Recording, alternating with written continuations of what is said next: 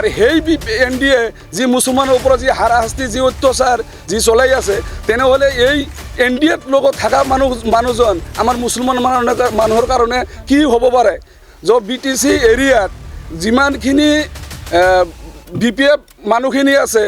BPF মানুহখিনিয়ে যেনেকৈ আমাৰ BTCত যেনেকৈ চলাই আছে সেইদিনা BTC গভৰ্ণমেণ্ট গঠন কৰাৰ পিছৰ পৰাই যিটো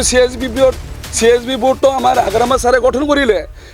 সেই টাইমতো আমাৰ মুছলিম জনগোষ্ঠীৰ এজন মানুহক এটা মেম্বাৰ পৰ্যন্ত দিয়া নাই 4টা সিটত সিহঁতে নিৰ্দলীয় কেণ্ডিডেট দি আছে নিৰ্দলীয় কেণ্ডিডেট দি যাতে আমাৰ মুছলিমৰ ভোটখিনি ডিভাইড কৰি যাতে সিহঁতে ভালকৈ BJPক জিকাই দিব পাৰে সেই BJP মানে হাগ্ৰামা মানে কি বৰ্তমান আপোনালোকে সকলোৱে গম পায় হাগ্ৰামা মানে BJP নমস্কাৰ আজি আমি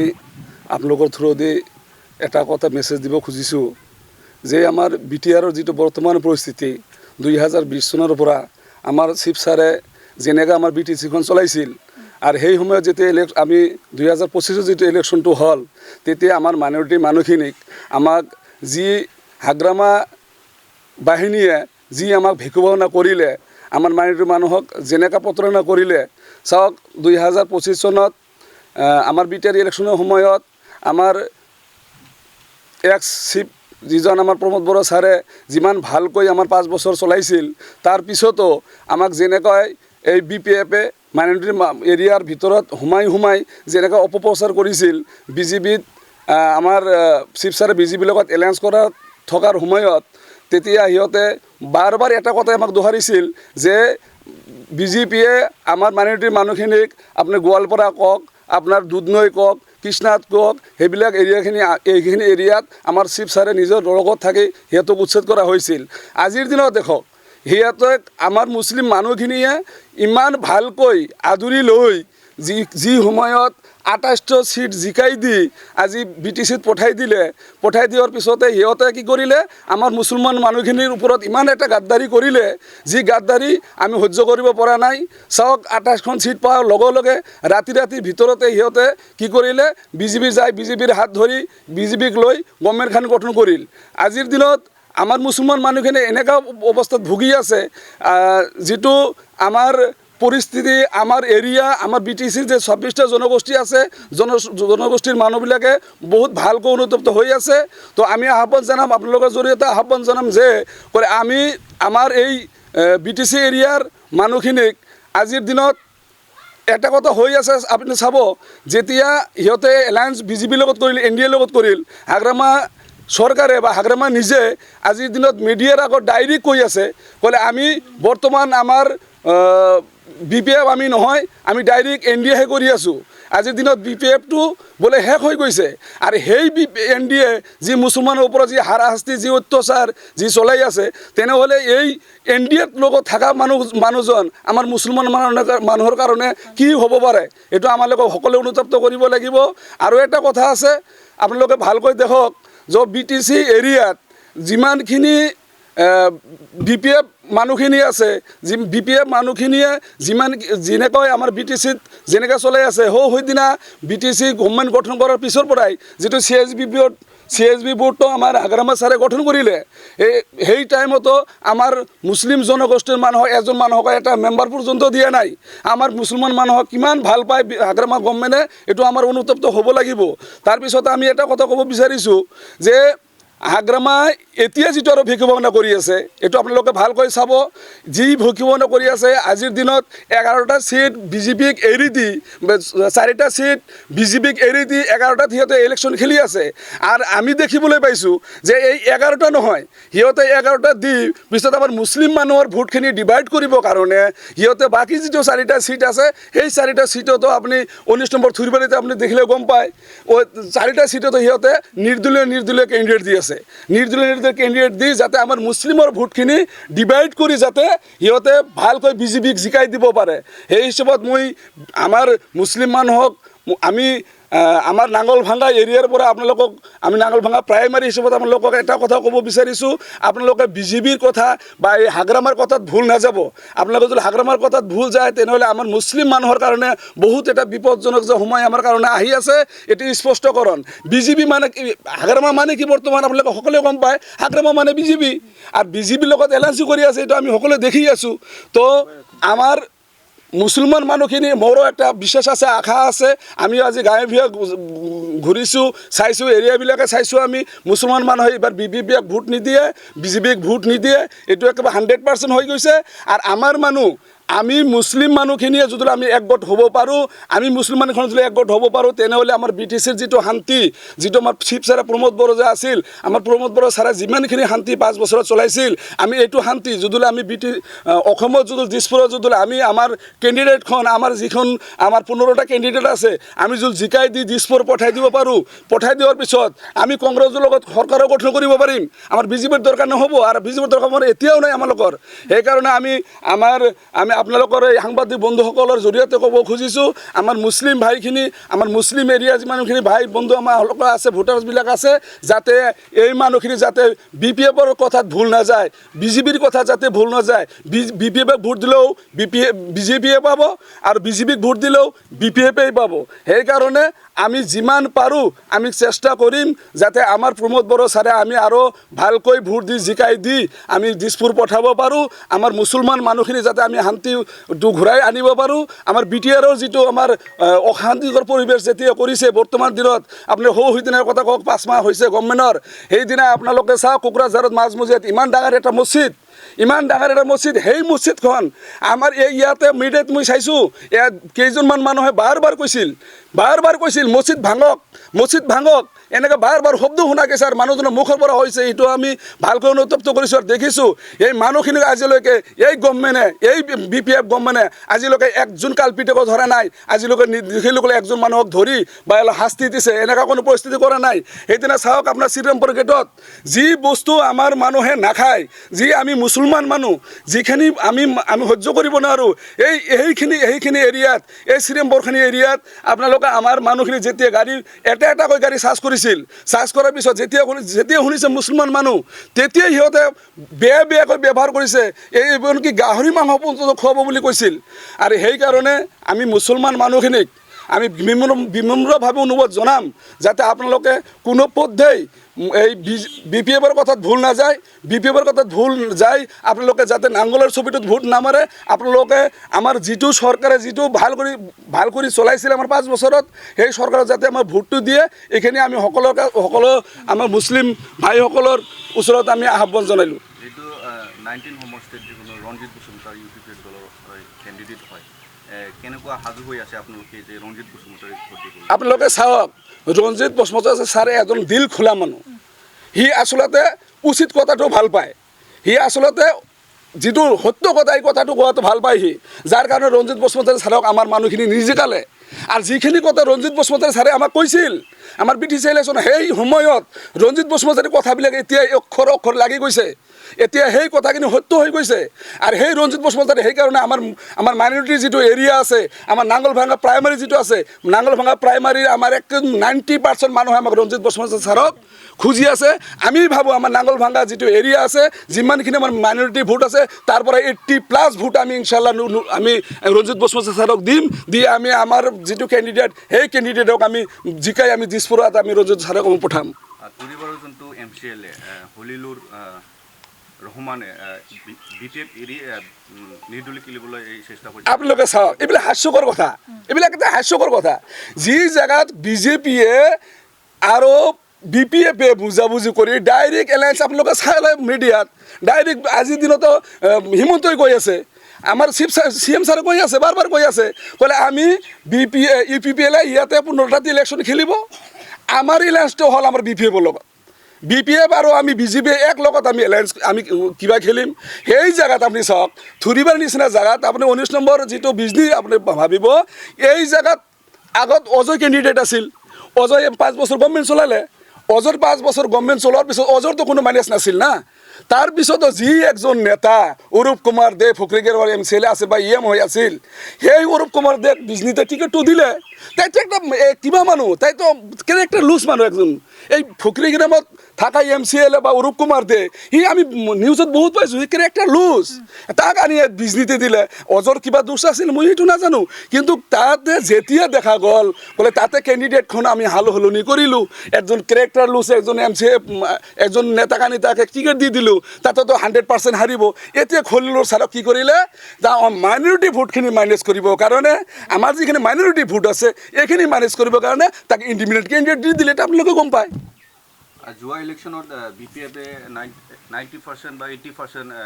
মাইনৰিটি ভোট লৈ চৰকাৰ গঠন কৰিলে। পিছত আৰু 28খন জিকাৰ পিছতো সিহঁতে BJPৰ লগত কৈছে, কি ক'ব বিচাৰে? সেইটোৱেই আপোনালোকক সেই কথাটোতো কৈছোঁ। আমাক হাগ্ৰামা চৰকাৰে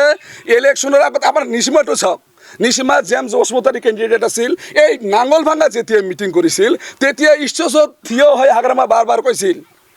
হাগ্ৰামা বাৰ কৈছিল, কয়লা মেলাত হাগ্ৰামা বাৰ কৈছিল, যদি আপোনালোকে MCLA জেমছক জিকাই দিয়ে তেনেহ'লে আমি জেমছক আমি ফৰেষ্ট ডিপাৰ্টমেণ্টটো দিম, এনেকুৱা কথা কৈছিল। EMটো দিম, ফৰেষ্ট ডিপাৰ্টমেণ্টটো দিম, এনেকুৱা কথা হাগ্ৰামা কৈছিল। আজিৰ দিনত ক'ত জেমছক ফুৰি এনেও বনাই ফুৰি আছে, এইটো আপুনি গমেই পায়। তাৰপিছত চাওক 2000 আপুনি কি কোনটো কথা কৈছিল, যোৱা ইলেকশ্যনৰ যোনটো BTC ইলেকশ্যনত হাগ্ৰামা ইমান ভালকৈ এনেকুৱাই কথাই কৈছিল, প্ৰত্যেকটো মুছলিম এৰিয়াত যাই এনেকুৱা কথা কৈছিল, মাটিৰ পট্টা দিব। আপোনালোকে যদি 3 মাহৰ ভিতৰত মাটিৰ পট্টা নিদিয়ে তেনেহ'লে বোলে এনেকুৱা কোৱা মানুহ আছে, যিটো এই কিবা গোসাইগাঁৱৰ যিটো MCLA আছিলে, মুছলিম মানুহৰ নাম বা কি আছিলে মোৰ মনত নাই, সিটো এনেকুৱা মিটিঙত মোৰ লগত আছে মোবাইলত, ই এনেকুৱা কৈছিল 3 মাহৰ ভিতৰত যদি মাটিৰ পট্টা দিব নোৱাৰোঁ তেনেহ'লে মই নিজে কোকৰাঝাৰ যাই মোৰ MCLA পদটো ৰিজাইন কৰি আহিম, এনেকুৱা কথা কৈছিলে। তাৰ নাম আছিল আন্তাচালি, বৰ্তমান MCLA হৈ আছে। সেই সেনেকুৱা কথা কৈছে। এনেকুৱা হাগ্ৰামা গভৰ্ণমেণ্টে হাগ্ৰামা নিজে মানুহজনে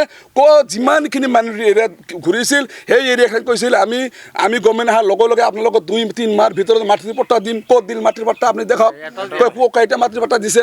এটা মাটিৰ পট্টা দিব পৰা নাই। আমি যিবিলাক আমাৰ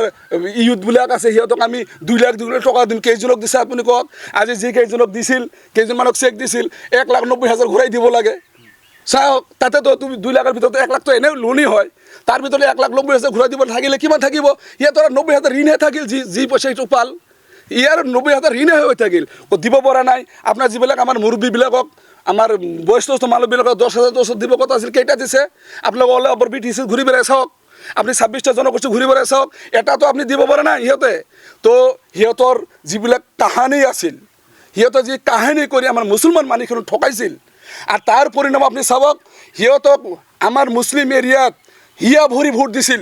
হাগ্ৰামাক ভাল পায়, সি গভৰ্ণমেণ্টত আহিব, মাটিৰ পট্টা দিব, আমাৰ বয়সস্থ মানুহবিলাক পইচা দিব, ইউথবিলাকক পইচা দিব, আমাৰ চাকৰি দিব, কিমান কথা কৈছিল। কৈ ঠকাই ভোটখিনি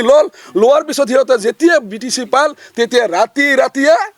যাই সিহঁতে BJPৰ লগত যায় হাতটো বঢ়াই দিল। কি দৰকাৰ আছিল? 28টা চিট পোৱা ডাঙৰ কথা, বহুত ডাঙৰ কথা, ইমান সৰু নহয়। আৰু আপুনি 28টা চিটতে আপোনালোকে ভালকৈ চাওক, 28টাৰ পিছত 27টা চিট আছে, 27টা সমষ্টি আছে, যি 27টা সমষ্টিত আমাৰ মুছলমান মাইনৰিটি মানুহখিনি লিডিং পাৰ্চন লৈ 27টো জিকাইছে। আমি এটাকৈ দেখাই দিব পাৰিম।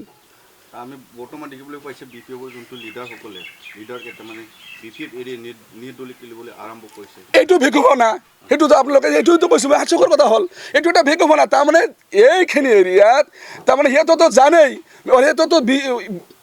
কিবাই নাই, ইহঁততো BPF নাই, ইহঁতো NDA হৈ গৈছে। যি NDA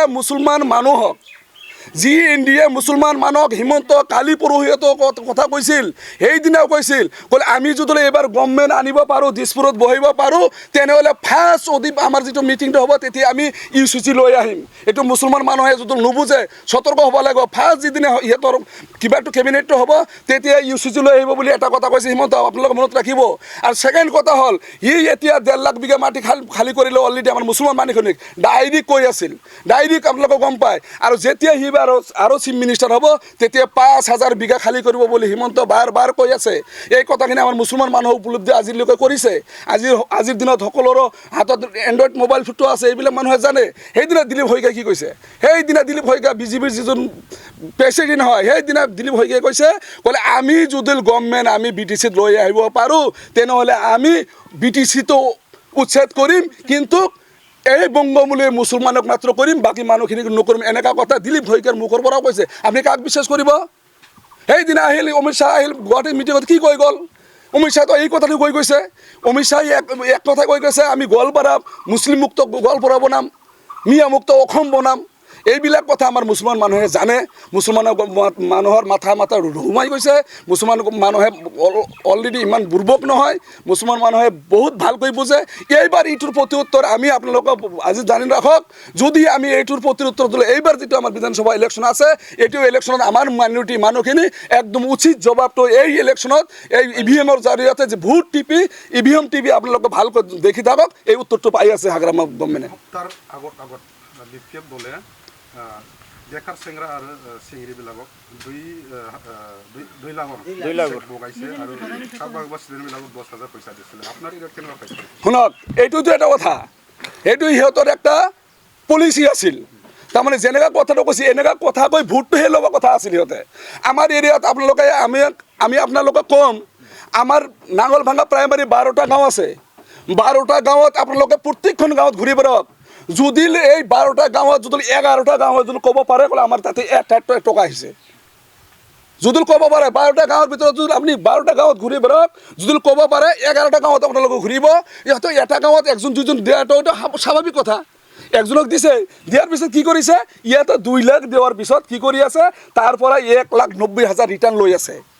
1,90,000 ৰিটাৰ্ণ দি দিব লাগিব মাত্ৰ এটা গাঁৱত আমাৰ ইয়াত 12টা গাঁও আছে 12টা গাঁৱত আপুনি 11টা গাঁৱত ঘূৰি ফুৰক যদি তাৰ 11টা গাঁৱত যদি একজন মানুহক ক'ব পাৰে একটা বৃদ্ধ মানুহক বা একজন ইউথক বা একজন বেলেগ মানুহক যেতিয়া পইচা দিছে চাওকচোন চেল্ফ হেল্প গ্ৰুপক কিমান হাৰাশাস্তি কৰিছে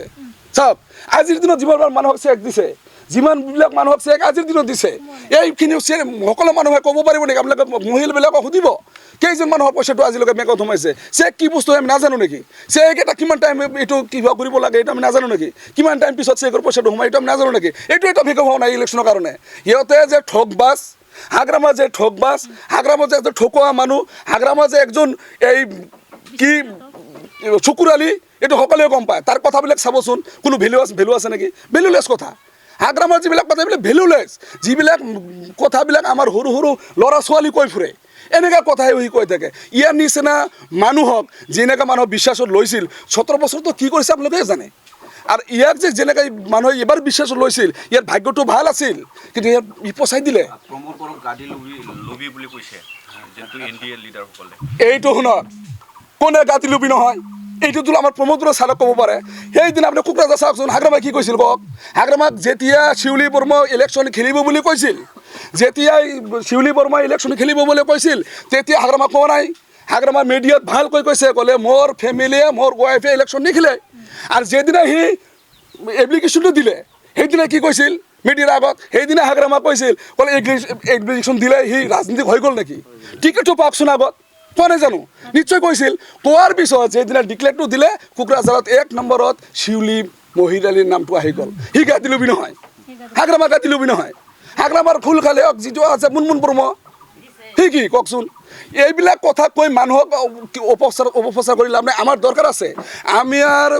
আমাৰ যিটো প্ৰাক্তন চিফ ছাৰ আমাৰ প্ৰমোদ বড়ো ছাৰ তাক আমি শ্ৰদ্ধা কৰোঁ আমাৰ চিফ ছাৰে যেতিয়া এমপি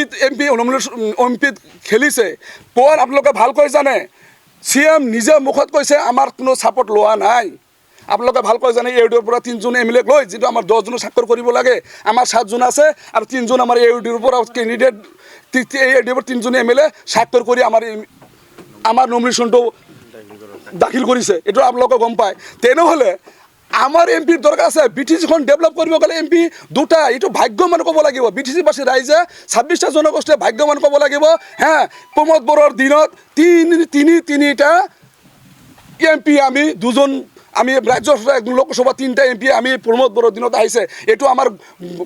হলাই ল'ব লাগে তাৰমানে আমাৰ গৌৰৱ কৰিব লাগে এইবিলাক যে সিহঁতৰ মুখৰ পৰা ওলাই অলপ লাজ থাকিব লাগে ক'লে কি কৈ আছোঁ আমি আজিৰ দিনত সিহঁতৰ এমপি নে সিহঁতৰ মাথা খাৰাপ হৈ আছে বুজিব আপোনালোকে ভালকৈ চাওক ভালকৈ দেখক এই কেইদিনৰ ভিতৰতে আপোনালোকে যেতিয়া 9 তাৰিখত ইলেকশ্যনটো হ'ব 4 তাৰিখত যেতিয়া আমাৰ ডিক্লেয়াৰটো দিব তেতিয়া চাব BPF গভৰ্ণমেণ্ট BPF কেনেকৈ কোনো জেগাত থাকে আৰু BPF কেনেকৈ গভৰ্ণমেণ্টে চলাব পাৰে আপোনালোকে ভালকৈ স্পষ্ট থাকক তাৰপিছত আপোনালোকে গম পাব এটা কথা বৰ্তমানত বিজেপি চৰকাৰে বা NDA চৰকাৰে মহিলাসকলক অৰুণোদয় দি মানে অৰুণোদয়ৰ লগত পলিটিক্স কৰিব খুজিছে। এইটো এটা কথা আছে হয়, মোৰ লগতো বহুত আহিছে চাওক মই প্ৰাইমাৰী প্ৰেচিডেণ্ট এতিয়া এই টাইমত এই গভৰ্ণমেণ্টৰ ইউপিবিলাক গভৰ্ণমেণ্টৰ মই প্ৰাইমাৰী প্ৰেচিডেণ্ট আছিলোঁ। আপোনালোকে গায়ে ভয়ে ই কৰিব মোৰ যিটো প্ৰাইমাৰী আছে মই যিখিনি অৰুণোদয় ফৰ্মটো ফিল আপ কৰিছোঁ কোনোবা ক'ব পাৰে নেকি 10টা টকা লৈছে আজিলৈকে কোনোবা ক'ব নোৱাৰিব। এটা টকাৰ বিনিময়ত 1টা টকা নোলোৱাকৈ যিমানখিনি মানুহক মই অৰুণোদয় দিছোঁ সেই মানুহখিনি যিমানে অৰুণোদয় ফিল আপটো কৰাৰ পিছত যিহেতু জমা দিছে আজিৰ দিনত সিহঁতে গভৰ্ণমেণ্টৰ পৰা অহাৰ পিছতে সেই মানুহখিনি কেইজনমান মানুহ কিমান মানুহক যে আমাৰ পইচাটো সিহঁতে যে কাটিছে সেইটো সিহঁতে গম পাব, ভালকৈ গম পাব। যাওক আপুনি যেতিয়াও আপুনি ডিচি অফিচত যাব, যিটো আমাৰ অফিচত যাব মানুহ লাইন লাগি থাকে আৰু আমি এইটো কোনো ভাবা নাই কোনো এইটো BPF এইটো UPPL গৰীব মানুহ চাই আমি অৰুণোদয়খিনি দিছিলোঁ। আজিৰ দিনত সিহঁতৰ মিডিয়াত ওলাই আছে চাওক কোনোবা আশা কৰ্মী পাইছে, কোনোবা এটা ঘৰৰ 5 জনে পাইছে, এনেকুৱা বহুত হৈ আছে। সেইকাৰণে আমি কৈছোঁ আমাৰ গভৰ্ণমেণ্টে যেনেকৈ চলাইছে পৰিস্থিতি যেনেকৈ আছিল এনেকৈ চলাব হাগ্ৰামত জিন্দগী চলাব নোৱাৰিব। আৰু তাৰ গভৰ্ণমেণ্ট যে কিমান ভাল থাকিব সেইটোলৈ খলিলৰ ৰিজেন দিছিল নেকি। তা আপোনালোকে দেখক আগন্তুক যিটো 9 তাৰিখ আহিব 9 তাৰিখত ভোট যিটো হ'ব আমাৰ মাইনৰিটি মানুহখিনি একেবাৰে সতৰ্ক হৈ গৈছে, অলৰেডি হৈ গৈছে। গাঁৱে ভূঞে গ'লে দোকান বাটত গ'লে আমি গম পাওঁ সিহঁতে হাগ্ৰামাক নক্সাত কৰিছে, হাগ্ৰামাক আৰু নালাগে সি যে দালাল সি যে একজন ক্ষমতালোভী মানুহ এইটো স্পষ্ট হৈ গৈছে। আমাৰ মানুহখিনি একেবাৰে জোট বান্ধি 80+ ভোট আপোনালোকে আমাৰ ৰঞ্জিত ছাৰক দিব, আমাৰ UPPLক দিব। আৰু আজিৰ আপোনালোকৰ জৰিয়তে আমি এটা মেছেজ আমি BTC-বাসী ৰাইজক আমি 26টা জনগোষ্ঠীক দিব বিচাৰিছোঁ যাতে আপোনালোকে হাগ্ৰামৰ কথা ভুল নাযায়, BJPৰ কথা ভুল নাযায়। BJP যদি আৰু গভৰ্ণমেণ্ট আহে তাহলে সাম্প্ৰদায়িক অৱস্থাটো সি আনিবই, সি থাকিবই, সিহঁতক একদম বৰ্জন কৰিব লাগে। আপোনালোকে যি শান্তিয়ে যি চলাইছিল, যি শান্তিয়ে আপোনালোক আমাৰ BTCখন চলাইছিল তাকে আমাৰ আকৌ লৈ আনিব লাগিব বুলি আমি আপোনালোকৰ জৰিয়তে এইটো আশা কৰিলোঁ।